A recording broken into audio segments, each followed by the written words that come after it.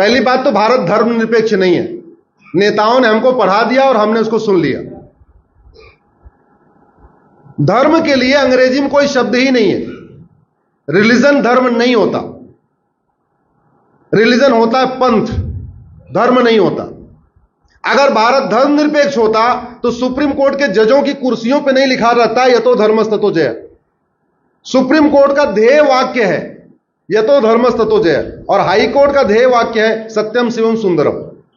अगर ये भारत धर्मनिरपेक्ष होता तो न हाई कोर्ट के जज की कुर्सी पे लिखा होता सत्यम शिवम सुंदरम, न सुप्रीम कोर्ट की जज की कुर्सी पे लिखा होता ये तो धर्मस्ततो जय। ये बहुत बड़ी गलतफहमी है। भारत धर्मनिरपेक्ष नहीं है, भारत पंथ निरपेक्ष है। अब सवाल ये आया कि वेद पुराण पढ़ा सकते हैं तो बाइबल कुरान क्यों नहीं पढ़ा सकते? सरदार जी शायद यही बात कहना चाह रहे हैं, नहीं कह पा रहे, मैं कह दे रहा हूं। बिल्कुल नहीं पढ़ा सकते, बाइबल कुरान नहीं पढ़ा सकते। क्यों? क्योंकि बाइबल में सभी इंसान को एक समान नहीं माना जाता, लेकिन हमारा संविधान कहता है सब एक समान है। बाइबल में क्रिश्चियन और नॉन क्रिश्चियन के बीच में भेदभाव है, इसलिए बाइबल नहीं पढ़ाई जा सकती, कुरान नहीं पढ़ाई जा सकती, कुरान नहीं पढ़ाई जा सकती। क्यों? क्योंकि कुरान में इस्लाम और नॉन इस्लाम, मुस्लिम और गैर मुस्लिम को समान नहीं माना गया है, उसमें भेदभाव किया गया है। वेद पुराण ये नहीं कहता है कि आप, वो कहता ही नहीं है कि आप सिख हो कि जैन हो कि हिंदू हो कि मुस्लिम, कुछ नहीं कहता।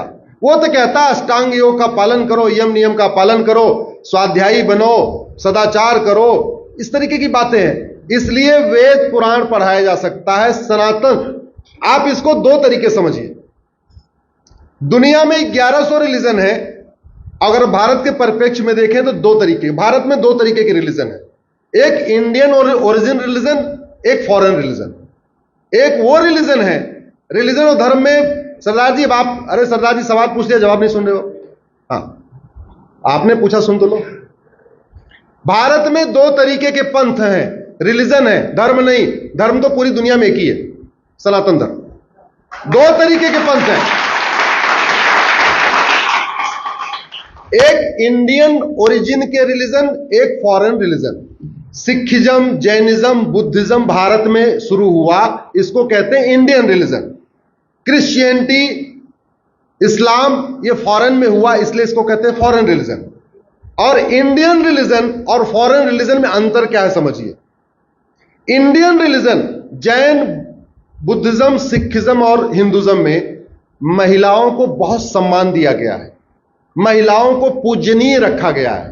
फॉरेन, किसी भी फॉरेन रिलीजन में महिलाओं को पूजनीय कहा गया है। इंडियन रिलीजन में इंसान में भेदभाव नहीं किया गया है। गुरुवाणी में कहीं लिखा हुआ, आप मुझे बताओ कि हाँ जो सिख पंथ माने वो तो ठीक, जो सिख ना माने वो गलत है? कहीं लिखा है? नहीं लिखा है।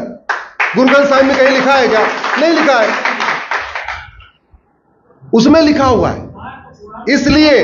इसलिए पहली बात तो दुनिया में धर्म एक है, पंथ अलग अलग है। लेकिन जो लोग ये कहते हैं कि सब धर्म एक समान है, बिल्कुल गलत बात है। जब सबकी किताबों की शिक्षा अलग अलग है, किताबों में ऊंच नीच का भेदभाव है, कुछ किताबों में छुआछूत की बातें हैं, तो सब एक समान कैसे हो सकते? हाँ, हिंदुज्म, जैनिज्म, बुद्धिज्म, सिखिज्म की लगभग टीचिंग एक जैसी है। न किसी में धर्मांतरण करना सिखाया गया है, न किसी को यह सिखाया गया है कि जो न माने उसको कत्ल कर दो। कहीं ये नहीं लिखा गया कि जो नहीं मानता उसको कैसे भी करके धोखा दे के, लालच दे के, प्यार से उसको कन्वर्ट करके लाओ। न गुरु ग्रंथ साहिब में लिखा है, न कहीं जैनिज्म में लिखा है, न बुद्धिज्म में लिखा गया, न सिखिज्म में लिखा है, न सनातन धर्म में लिखा गया। इसलिए भारत धर्म निरपेक्ष नहीं है, भारत पंथ निरपेक्ष है। और ये बातें इसलिए नहीं पता है क्योंकि हम लोगों को, इसलिए वेद पुराण को पढ़ाना जरूरी है। हमारे बच्चों को पता रहे, हमारे पास हर चीज का जवाब हो, हम कहीं अवाक न हो जाएं। उसका एक ही तरीका है कि भारत में सनातन शिक्षा लागू हो। सनातन शिक्षा लागू होती ना आप ये सवाल पूछते, ना मैं आपको जवाब देता।